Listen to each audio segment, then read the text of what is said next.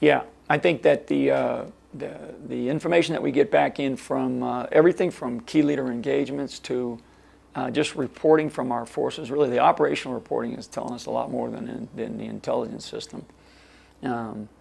The attitude of the people is that they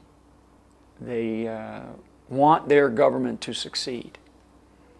They do not want the Taliban to succeed. They are not, this insurgent movement that we're facing in Afghanistan is not something that is popular. And I sometimes caveat that by saying it's not popular yet. If the government doesn't, again, step up to the plate and get, work to fix some of the conditions within the subnational level, provincial, district, sub-district levels of the government, then the people will turn to wherever they can get the help. And if the Taliban provide security, if the Taliban provide rule of law, if the Taliban provide a job, if the Taliban provide health care, which in all four cases, all four examples I just said, they do that in certain areas where they're strong and the government is weak, then that sense of the population about how well do they like or dislike how we're doing counterinsurgency operations can change rapidly. So they appreciate the fact that we've really going after this civilian casualty issue, and I think General McChrystal's efforts and steps that he's taken, and he's sort of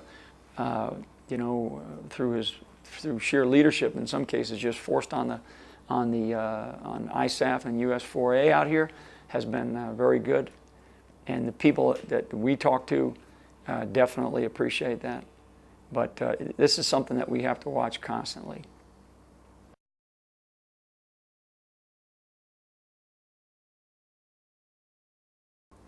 Yeah, the IED, and the best analogy that I could use for the IED would be the IED, that they have figured out that the IED is sort of the Stinger missile of this fight. The Stinger missile being the sort of the weapon of choice during the Soviet occupation of Afghanistan, and the Soviets lost close to 300 aircraft during that period of time. The Khyber rifle, the machine gun in World War I. I mean, this is the weapon of choice, and it's also the tactic that the enemy has latched onto, and they have made as many changes or more as we have made. So every adjustment we've made with some new technical device, they've made an equal, and in some cases much more sophisticated, using very basic tools, adjustments. So it is absolutely, it has, for me personally, it has my undivided attention.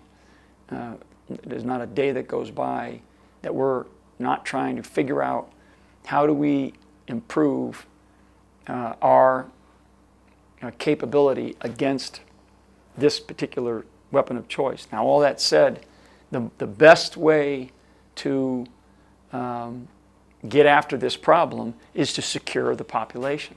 So if you want to defeat this technique, this tactic that they've really morphed their way into, the best way to do it is to provide security for the population. If you secure the population, then your freedom of movement goes up, your casualties go down, sense of confidence in the population goes way up. So those are all factors that we examine. In the meantime, we have to look at those organizations that are out on the battlefield, and there are a few companies, some battalions, 1 or 2 brigades that counter this problem very well.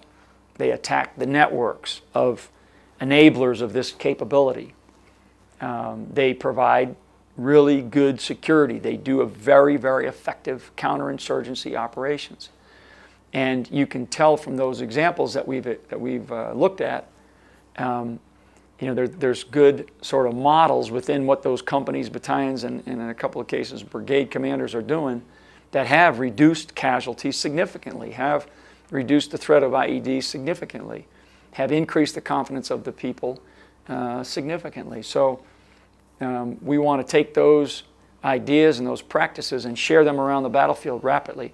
And especially as you asked earlier about coalition intelligence, well, this is about getting this kind of information out to our coalition, because this is a weapon that the enemy not only attacks for very kinetic reasons, but also attacks the willpower of the coalition. So it's important that we rapidly get the word out on how to best go after this problem. And like I said, providing security is the number one way to do it.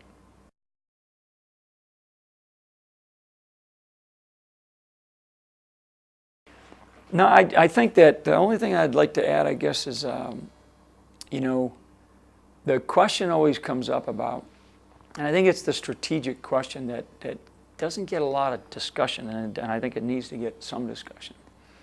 What would happen if we didn't succeed? What would happen if we decided, that Afghanistan is just not worth the cost of what it is that we're doing? It was a question that probably should have been asked 3, 4, maybe 5 years ago, and someone should have answered it. And I don't think it was asked, and I don't think it was answered. And I'm not sure it's being asked in a way and answered in a way that it needs to be today.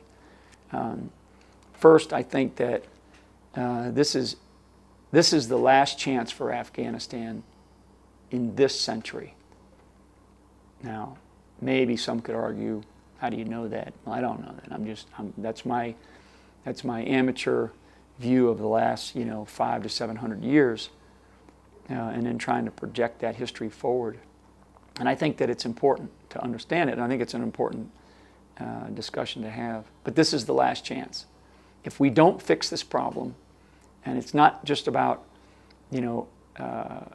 Al-Qaeda and the Taliban, it's about Islamic extremism and the real momentum that they will gain by the West essentially failing.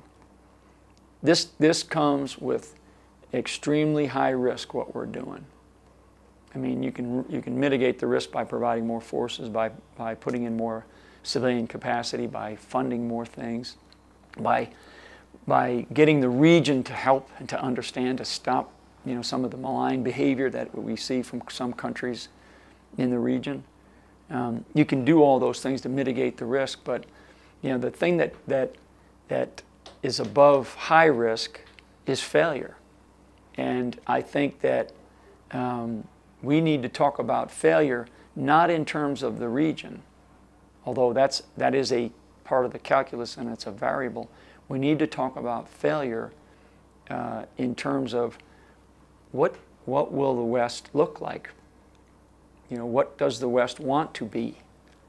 And when I say the West, I say those countries that are, you don't have to be just from the West, but countries that see themselves as responsible nations in the world conversation, who are trying to move forward and not stay in this, very sort of backward, sense of being. And I think that is a strategic conversation that needs to be had. And I think we ought to bring our enemies into it.